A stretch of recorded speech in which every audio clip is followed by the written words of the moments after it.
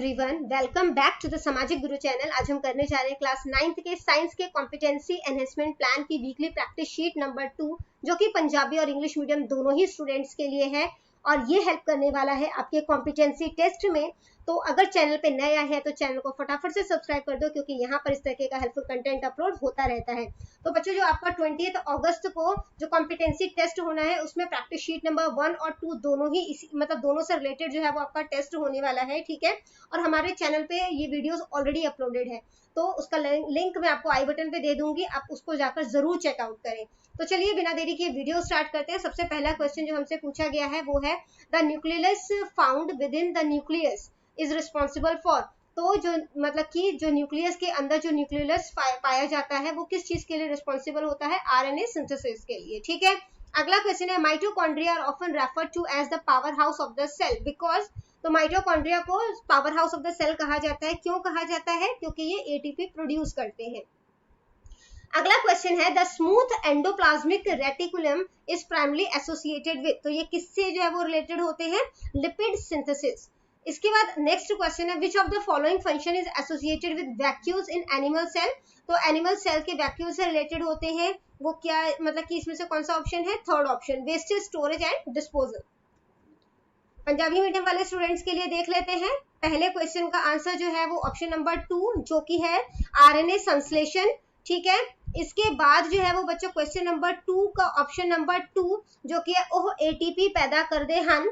इसके बाद question number 3 जो है उसका है लिपिड संश्लेषण, ठीक है, जो कि ऑप्शन नंबर 2 है। इसके बाद क्वेश्चन नंबर 4 जो उसका ऑप्शन नंबर 3 जो है वो आंसर है, ठीक है। तो क्वेश्चन नंबर 5 तो देख लेते हैं, which pigment is responsible for capturing light energy in chloroplast. तो कौन से पिगमेंट जो है वो रिस्पॉन्सिबल है क्लोरोप्लास्ट में लाइट एनर्जी को कैप्चर करने के लिए? तो आंसर है क्लोरोफिल, ठीक है।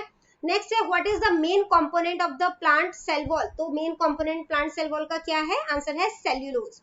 नेक्स्ट है, which of the following is the function of the cell membrane. तो इसमें से सेल मेम्ब्रेन का जो है वो क्या फंक्शन है? तो आंसर है regulation of material transport in and out of the cell.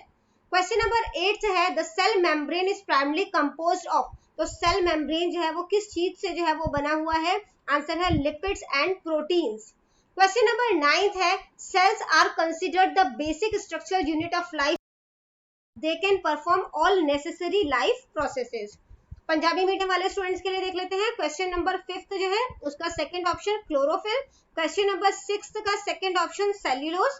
Question number 7 option number 3 जो कि है सेल दे अंदर ते बाहर सामग्री दी आवाजाही, ठीक है। क्वेश्चन नंबर 8 जो है इसका third option lipid and protein.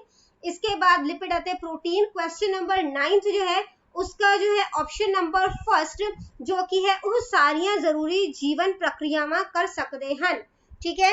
इसके बाद क्वेश्चन नंबर 10 देखते हैं, जो कि है in which type of cells are large central vacuole typically found. तो लार्ज सेंट्रल वैक्यूल जो है वो किस तरीके के सेल में पाया जाता है? प्लांट सेल्स में। अगला क्वेश्चन है, what is the primary function of the nucleus in a cell. तो न्यूक्लियस जो सेल का न्यूक्लियस होता है उसका प्राइमरी फंक्शन जो है वो क्या होता है? तो बेसिकली कह सकते हो मेन फंक्शन क्या होता है? Storage and transmission of genetic information. Question number 12 है, which of the following statement is true about the nuclear membrane. तो न्यूक्लियर मेम्ब्रेन के लिए कौन सा स्टेटमेंट जो है वो सही है यहाँ पर? कि it is a part of endoplasmic reticulum, ठीक है, जो कि है 4th ऑप्शन। इसके बाद क्वेश्चन नंबर 13 है, which of the following cellular component is involve in the transport of material within the cell. इसका आंसर है एंडोप्लाज्मिक रेटिकुलम, ठीक है। तो पंजाबी मीडियम वाले स्टूडेंट्स के लिए देख लेते हैं।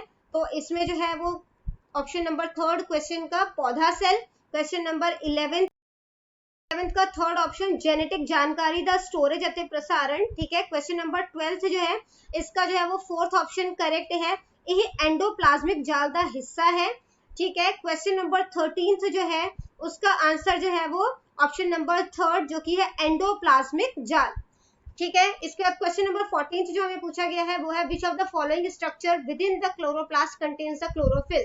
तो किसमें जो है वो क्लोरोफिल जो है वो पाया जाता है? तो आंसर है थाइलोकॉइड मेम्ब्रेन्स, ठीक है। क्वेश्चन नंबर 15 जो है, cell wall are found in which of the following organism.